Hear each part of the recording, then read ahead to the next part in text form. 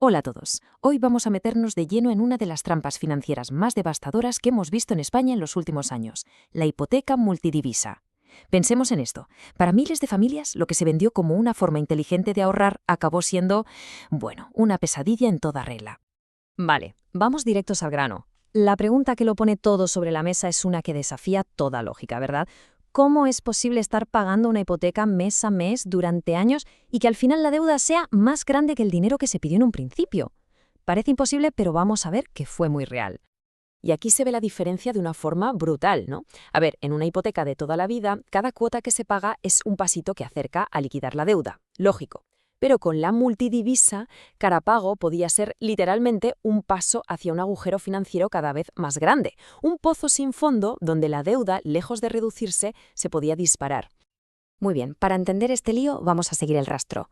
Primero veremos la promesa, esa oferta que sonaba demasiado bien. Luego, la apuesta oculta que había detrás.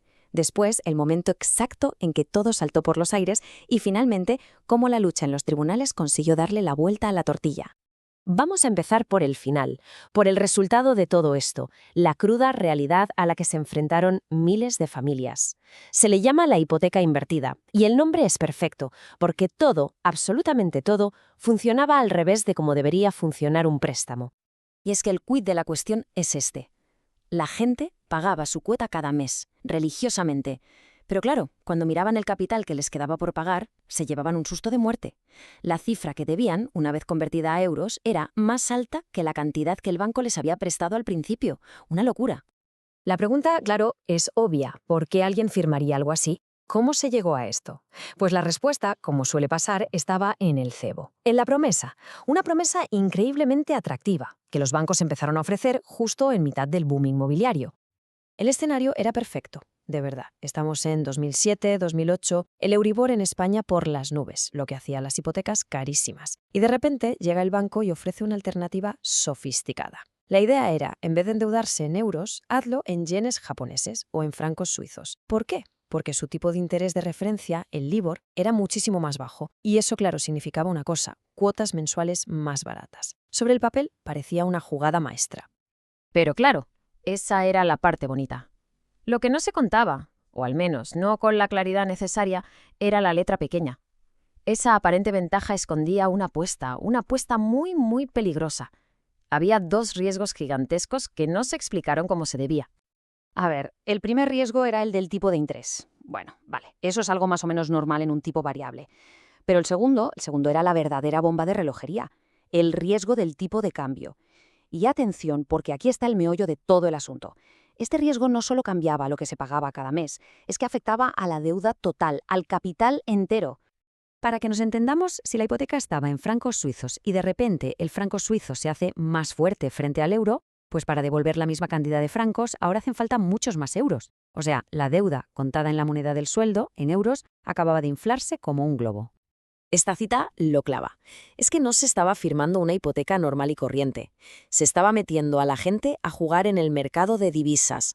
Un casino financiero en toda regla, pero con una diferencia terrible. La ficha que se apostaba era la propia casa. Y todo sin explicar las reglas del juego.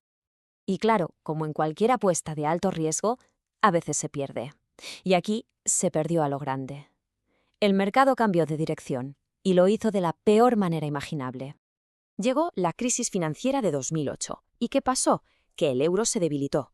Mientras tanto, el yen japonés y el franco suizo, que se consideran monedas refugio, se hicieron fuertísimos. Para quienes tenían estas hipotecas, el resultado fue catastrófico. Su deuda, que estaba en yenes o francos, al pasarla a euros, se había multiplicado. Este ejemplo es que es demoledor. Imaginemos, se piden 300.000 euros. En 5 años se pagan 60.000 euros en cuotas y después de todo ese esfuerzo, al mirar lo que queda, resulta que la deuda es de 450.000 euros. O sea, se han pagado 60.000 euros para acabar debiendo 150.000 euros más que al principio. Es que es la definición de una trampa, no hay otra palabra. Claro, ante una situación así, ¿qué se podía hacer? Miles de afectados, completamente atrapados, decidieron que solo quedaba un camino: llevar a los bancos a los tribunales. Y ahí empezó una batalla legal larguísima. La clave del argumento legal no era decir que el producto en sí fuese ilegal. No. El punto central era que la forma de venderlo, sin una explicación transparente y completa de los riesgos que tenía, convertía esas cláusulas en abusivas. La clave era la falta de transparencia. El camino en los juzgados, eso sí, no fue fácil. Tuvo sus idas y venidas. Primero, el Tribunal Supremo en España dijo que esto era básicamente un producto financiero complejo y que necesitaba unas normas de información súper estrictas. Luego el Tribunal de Justicia de la Unión Europea lo matizó un poco. Dijo, mira, igual no es un producto de inversión como tal, pero la obligación de ser transparentes con el consumidor es máxima igualmente. El fondo era el mismo. Y esa sentencia del Tribunal Europeo fue un antes y un después. ¿Por qué? Porque puso la responsabilidad justo donde tenía que estar, en el banco. Dejó claro que no es el cliente quien tiene que ser un experto en finanzas, no. Es el banco el que tiene la obligación de asegurarse de que una persona normal y corriente entienda a la perfección los riesgos que asume.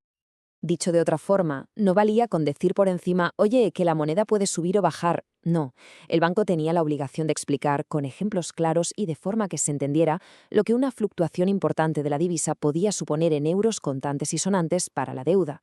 Tenía que explicar el peor escenario posible. Y con esa base legal tan sólida, los tribunales por fin encontraron la manera de arreglar el desaguisado y ofrecer una solución real a los afectados. La solución es, básicamente, rebobinar y reescribir la historia del préstamo. Funciona así. Primero, el juez anula la cláusula multidivisa, la saca de la ecuación. Segundo, se recalcula toda la hipoteca desde el día 1 como si siempre hubiera estado en euros y con el Euribor. Y tercero, y esto es lo más importante, si con ese recálculo sale que la persona ha pagado de más, el banco tiene que devolverle hasta el último céntimo. En la práctica, se convierte el préstamo en la hipoteca normal que la gente pensaba que estaba contratando. Al final, todo este lío judicial sentó un precedente importantísimo para proteger a los consumidores. El mensaje que quedó grabado a fuego fue muy claro. Cuando un banco vende un producto financiero, la transparencia no es una sugerencia, es su obligación legal número 1. Y cerramos con una reflexión final. Toda esta historia de la hipoteca multidivisa nos obliga a pensar en qué es realmente un contrato o un acuerdo. Si una de las partes no tiene toda la información, si no entiende de verdad los riesgos que está asumiendo, ¿estamos hablando de un acuerdo justo? ¿O es más bien una trampa con apariencia de contrato?